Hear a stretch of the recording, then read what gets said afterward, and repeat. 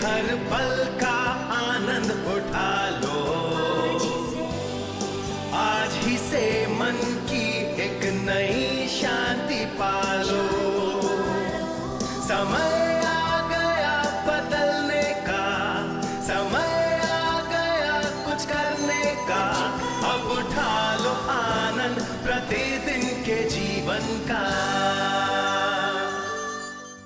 आनंद लो प्रतिदिन के जीवन का में स्वागत है। पूरे संसार के लोग हमारे साथ अपने जीवन का दृष्टिकोण बदलने के लिए पूरे महीने से जुड़े हैं।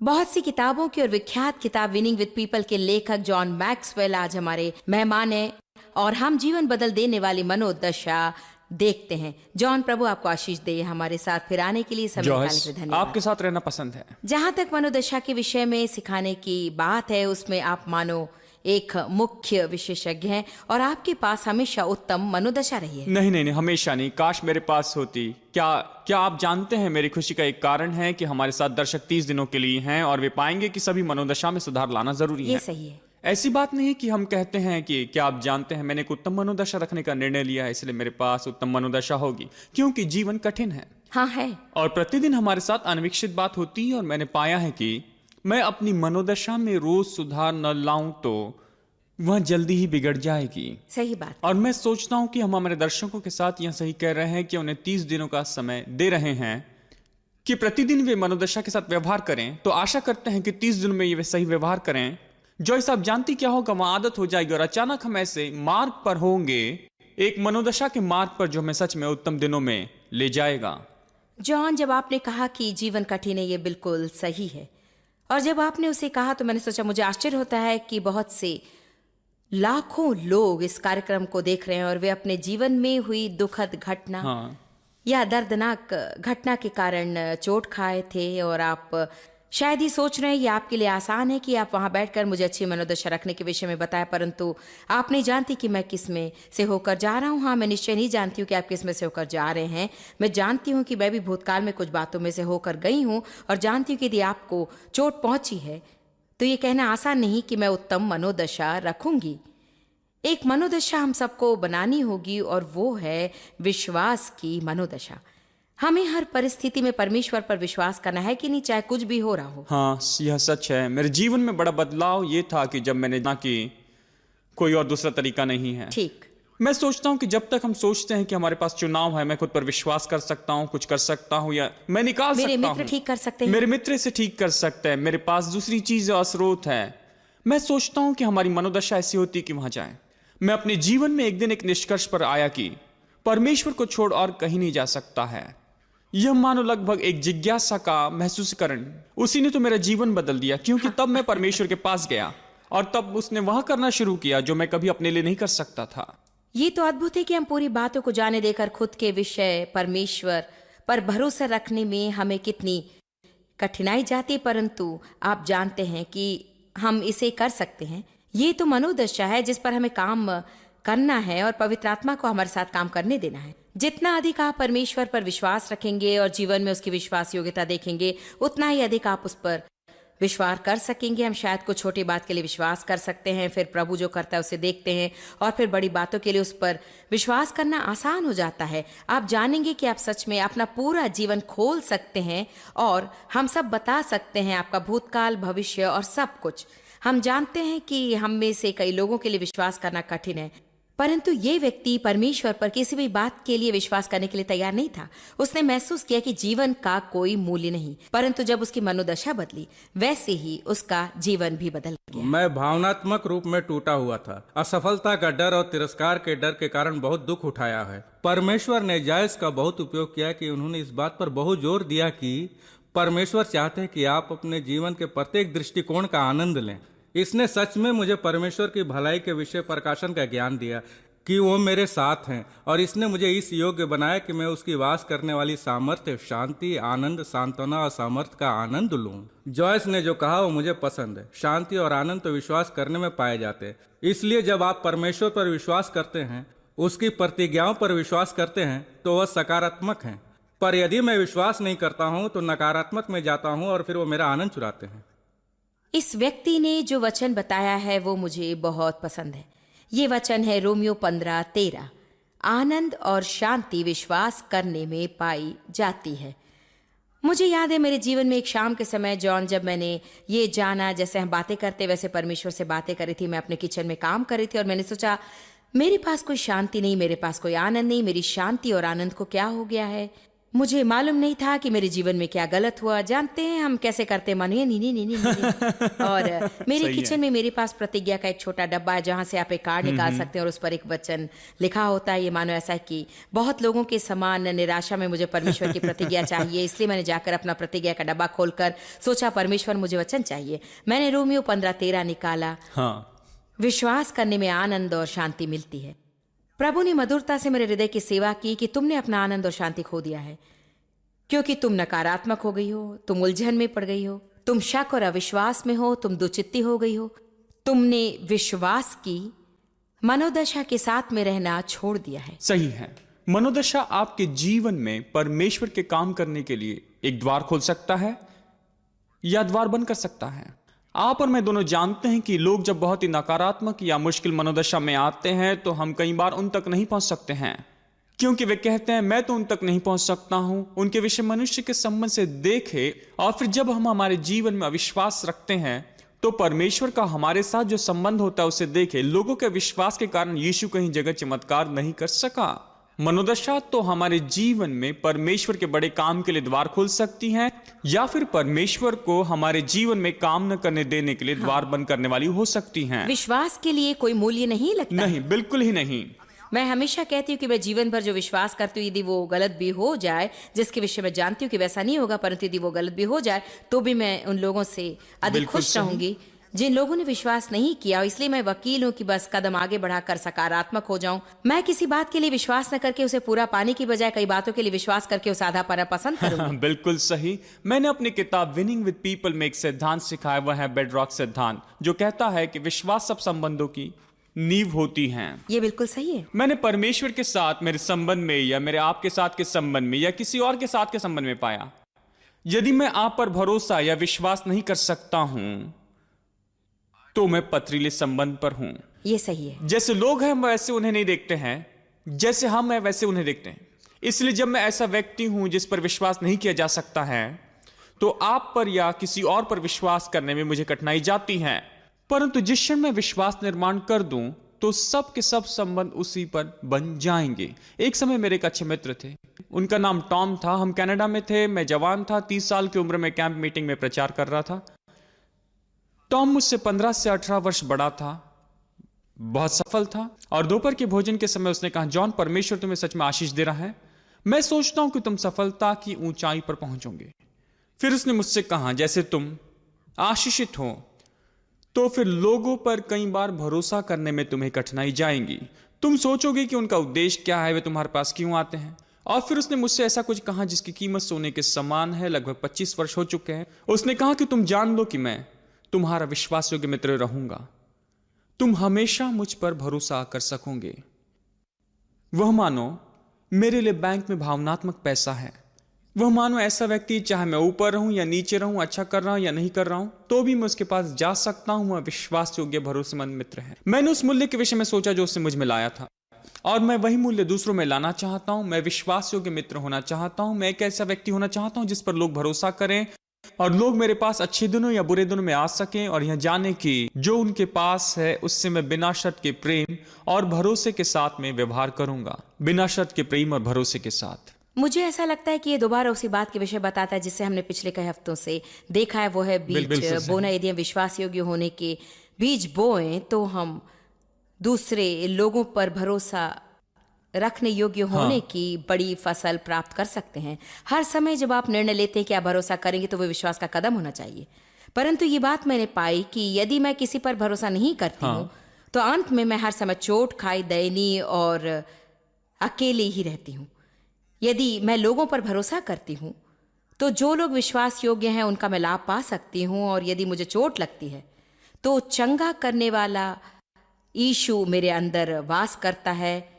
वो आपके अंदर वास करता है, जो वो लोग हमेशा देख रहे हैं हमारे उनमें साथ भी वास है। करता है। और वो उन जख्मों को चंगाई देने में हमेशा विश्वास योग्य है। हम शैतान के हाथों में खिलौना बनकर सब पर चिल्लाकर ये नहीं कह सकते कि मैं किसी पर भरोसा नहीं करता। हमें प्रभु पर भरोसा करना है, खुद पर भरोसा करना है, लोगों पर भरोसा करना है। ये तो जीवन जीने और उसका आनंद लेने का भाग है। मैं आपको प्रोत्साहित करती हूँ कि आप भरोसा करना सीख लें। पहुंचने योग्य होने का सिद्धांत आपकी कैसे मदद कर सकता है, सीखिए इस ब्रेक के बाद। अब उठा लो आनंद प्रतिदिन के जीवन का। हमें क्या पहुंचने योग्य बनाता है? मेरा विश्वास है कि जीवन में सच्ची सफलता के लिए मसीह में हम कौन हैं, इस बात पर भरोसा रखना ही सच्ची कुंजी है। मैं वक्ता और लेखक जॉन मैक्सवेल के साथ हूँ, जो ये सिखा रहे हैं कई सालों से। बिल्कुल सही जॉयस। मेरी किताब विनिंग विद पीपल में मैंने इससे पहुंचने योग्य होने का सिद्धांत कहा, जो सामान्यतः कहता है अपने साथ आरामदेह रहें तो दूसरे भी आपके साथ आरामदेह रह पाएंगे। और यह बिल्कुल सही है। जब मैं खुद पर भरोसा रखता हूं तो इससे केवल मेरी मदद नहीं होती परंतु दूसरों की भी होती है। और सब दर्शक उस समय के विषय में सोच सकते हैं जब वे ऐसे व्यक्ति के साथ में रहे जो खुद पर भरोसा नहीं रख सकता था। शायद वे आपको शहर में किसी जगह पर ले जाना चाहते थे और रास्ता के विषय नहीं जानते थे। जल्दी क्या हुआ, आप नक्शा देखने लगे और आप वहां पर आते हैं। हम इसे कर सकते हैं। अचानक सब लोग चैन नहीं पाते हैं क्योंकि अगुवाई करने वाला व्यक्ति तो अपने आप पर भरोसा नहीं रख सकता है। इसलिए इसके कारण भरोसे की कमी आती है। यदि मैं भरोसा रखूं तो वह सच में बहुत सुरक्षा देता है। जब मैं अपनी दूसरी कलीसिया में पास्टर था तो हम बड़ी मुश्किल का सामना कर रहे थे जब एक स्टाफ सदस्य ने 100 लोगों को अलग ले जाकर अपनी कलीसिया शुरू की थी। वहां एक नई विश्वासी और यह पास्टर जो उन लोगों को अलग ले गया वह नए विश्वासियों पर प्रभाव डालता था क्योंकि उसकी जिम्मेदारी का भाग था। उसका नाम बारबरा था और मुझे याद है वह लगभग 100 लोगों के साथ गया। अगले रविवार मैंने सोचा कि बारबरा चली गई होगी, वह उसके साथ होगी, और वह थी। और मुझे आश्चर्य लगा। मैंने उस रविवार प्रचार किया। अगले रविवार वह फिर आई।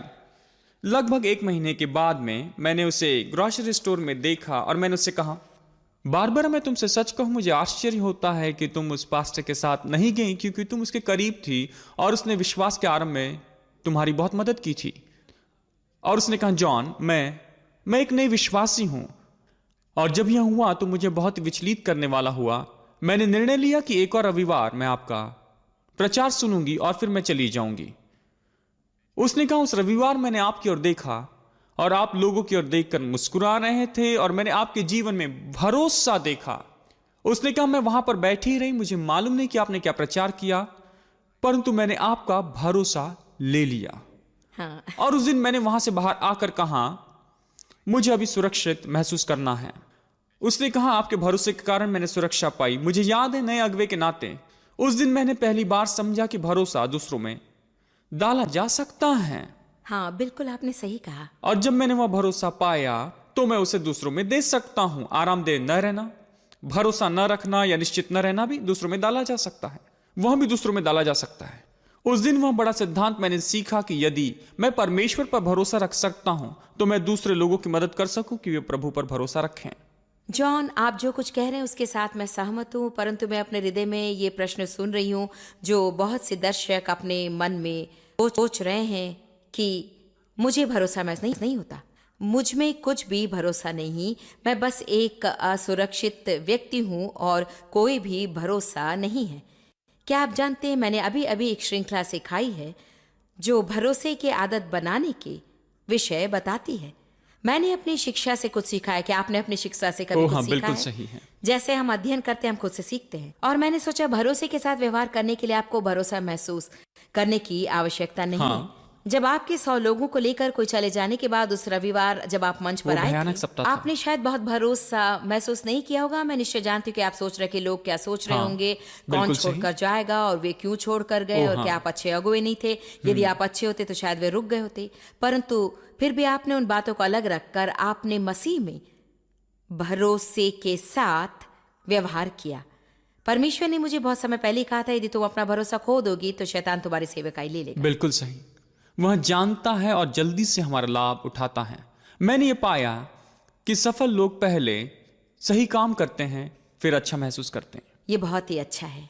और कई बार तो असफल लोग जॉयस कुछ सही करने के पहले अच्छा महसूस करना चाहते हैं। सही कहा। मैंने भी आपके समान ही पाया कि यदि मैं बस सही काम करते जाऊं तो वह सही काम है। उस रविवार मेरे लोग पूछ रहे थे क्या हुआ कलीसिया को, कितने लोग चले जाएंगे। मेरे पास भी वही प्रश्न थे। हाँ, मैं तो उनके सामने खड़े होकर डर या भय और प्रश्न की आत्मा वहां पर रख उलझी सकता हुई था, और मनोदशा। सही है मैं भी उसे उन्हीं में डाल सकता था जो कि केवल समस्या ही ला सकता था, या फिर मैं उस सभा में बड़े विश्वास के साथ जा सकता था कि परमेश्वर नियंत्रण कर रहे हैं और उसका हाथ हम पर है, इस सेवकाई पर और लोगों पर है, और मैं इसे लोगों में डालूं।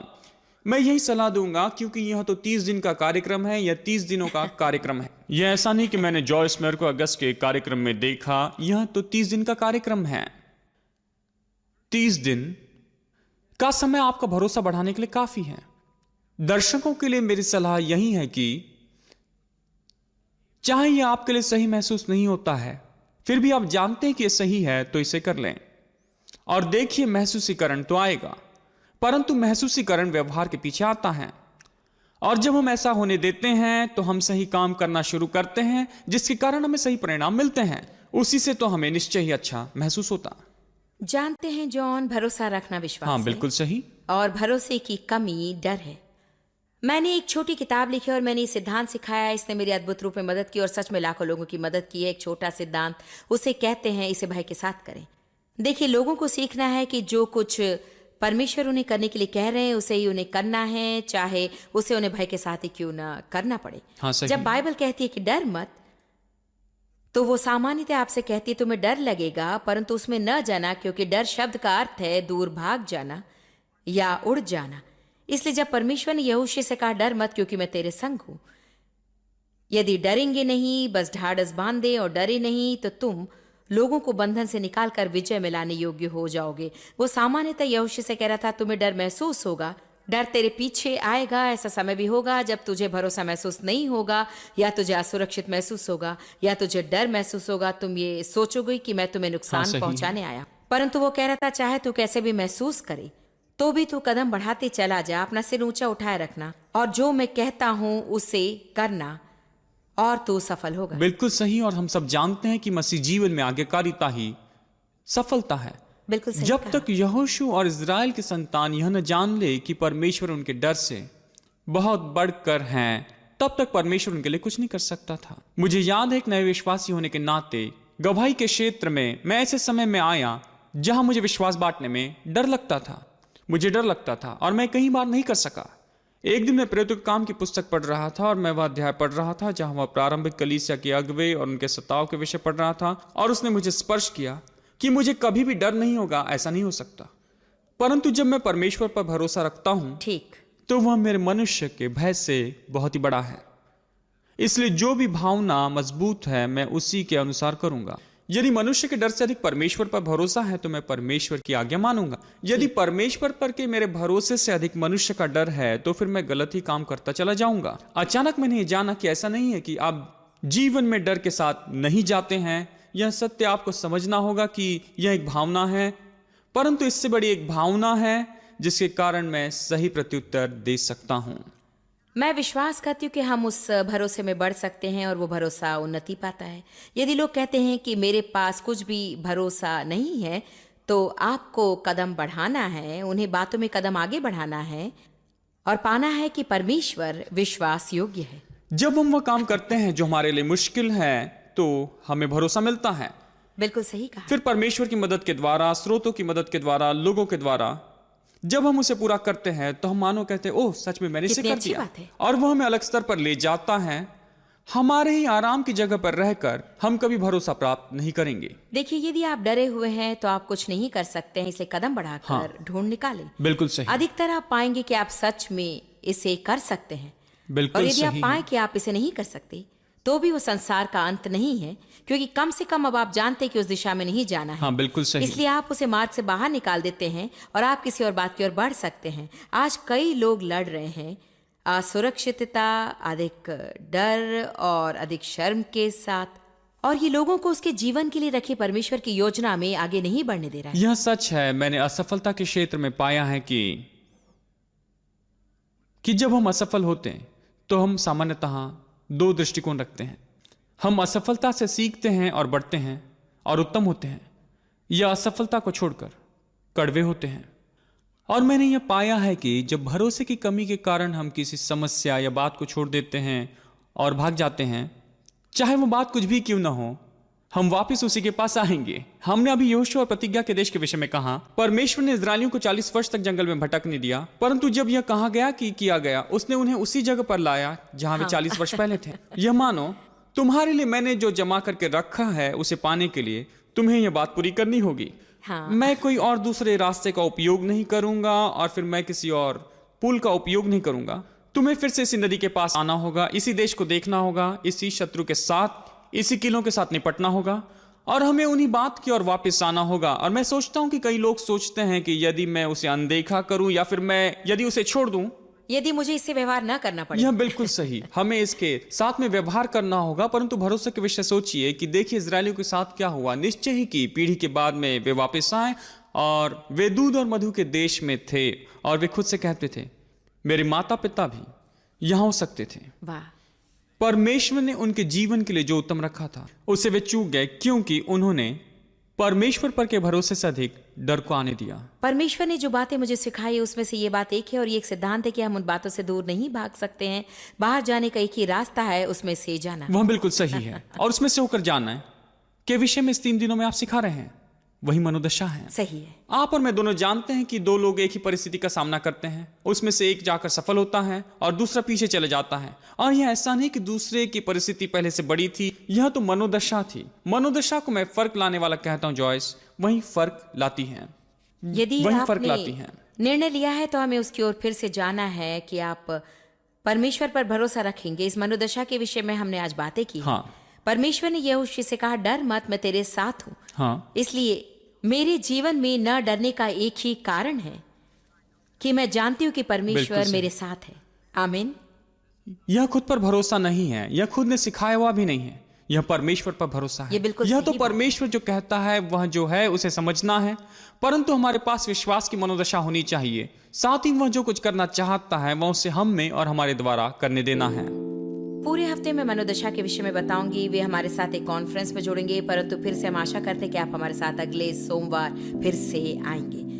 और मैं ये समय समर्पित करती हूँ और मैं परमेश्वर पर विश्वास करती हूँ कि इसमें से सबसे उत्तम मनोदशा के साथ बाहर आऊंगी। मैं सोचती हूँ कि ये हम में से हर एक के लिए उत्तम होगा कि यदि हम अभी नया लक्ष्य बना लें और हम में से हर एक कहे मेरे जीवन में मेरा लक्ष्य है कि इस पृथ्वी पर सबसे उत्तम मनोदशा प्राप्त करूं, और चाहे कोई भी परिस्थिति क्यों न हो, उन हर परिस्थिति में मैं सबसे उत्तम मनोदशा रखूं। कल आप हमारे साथ कार्यक्रम में जुड़ेंगे जहां मैं कॉन्फ्रेंस करूंगी और सिखाऊंगी कि कैसे विश्वास की मनोदशा प्राप्त करें। ये सारी जानकारी ले लें और कल फिर मिलने की मैं कामना करती हूं।